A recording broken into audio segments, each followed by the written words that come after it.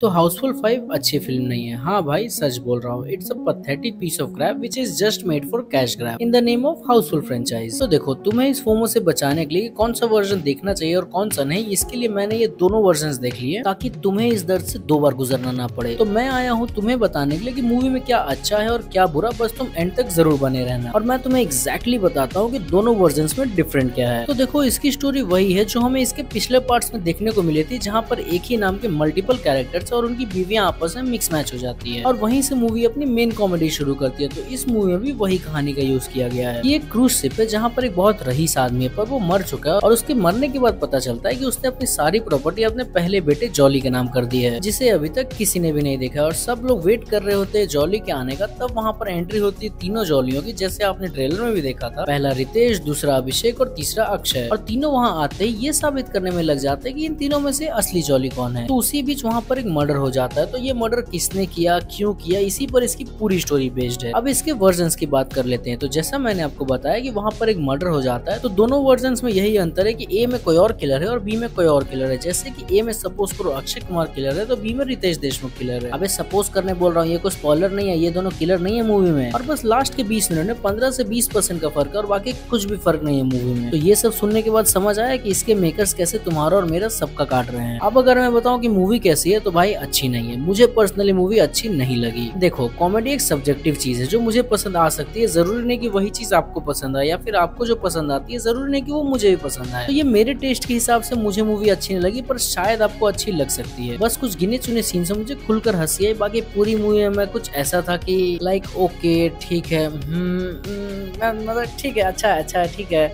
ऐसा था मैं पूरी मूवी में। पर पता नहीं साले मेरे आजू बाजू वाले ऑडियंस को ये मूवी कितनी ज्यादा पसंद आ गई। स्पेशली मेरे बगल में जो बंदा बैठा था भाई, वो नाच रहा था, गा रहा था, पूरा मजा ले रहा था पिक्चर का। और मैं मूवी छोड़ के बीच बीच में उसे देख रहा था और सोच रहा था कि साला इसे इतना ज्यादा मजा कैसे आ रहा है। भाई वो लिटरली हर जोक पर उछल उछल कर हंस रहा था। तो उसे इग्नोर करके जब मैंने पिक्चर पे ध्यान दिया, तब मुझे ये समझ आया कि इसके सॉन्ग्स की प्लेसमेंट बिल्कुल बेकार है। लाइक भाई, मैं तुम्हें एग्जाम्पल के लिए बता रहा हूँ, कोई सीरियस कन्वर्सेशन चल रही है, कोई पकड़ा गया या फिर कोई मर गया, उसके बीच में अचानक से गाना डाल देंगे। किसी की बीवी का राज खुल गया कि ये भाई इसकी गर्लफ्रेंड, ये उसकी गर्लफ्रेंड, साला उसके बीच में गाना डाल देंगे। मतलब कि कोई सेंस नहीं बनता इसके सॉन्ग्स की प्लेसमेंट का इस मूवी में। और अगर भाई मैं सच बोलूँ ना, तो इस मूवी में सॉन्ग्स की बहुत ज्यादा जरूरत भी नहीं। लाइक जब मूवी के बीच में लाल परी वाला गाना आया तब थोड़ा अच्छा लगा, बाकी कोई भी गाना उतना ज्यादा सूटेबल नहीं था सीन के हिसाब से। तो देखो, हाउसफुल फ्रेंचाइज की एक बात तो बिल्कुल क्लियर है कि अगर आपको इस फ्रेंचाइज की किसी भी पार्ट को देखना है ना, तो आपको दिमाग अपना घर पर रख के आना होगा, क्योंकि भाई इनकी मूवीज में कोई लॉजिक नहीं रहता है, कोई सेंस नहीं रहता है, बस बकचोदी रहती है। और रही बात हाउसफुल 5 की कॉमेडी की, तो भाई स्टार्टिंग में थोड़ा थोड़ा अच्छा लगता है, पर जैसे जैसे मूवी आगे प्रोग्रेस करती है वो क्रिंज पे क्रिंज होते जाता है। और भाई मेरे हिसाब से जो हमने इसके पार्ट्स को बचपन में देखा है ना, उस समय हमें इसके पार्ट्स में इसलिए मजा आ गया क्योंकि हमें उस समय दिमाग नहीं था और हमें समझ नहीं आया कि क्या क्रिंज और क्या प्रैक्टिकल, इसलिए हम लोग शायद उस समय हंस देते थे। बाकी इस मूवी में बस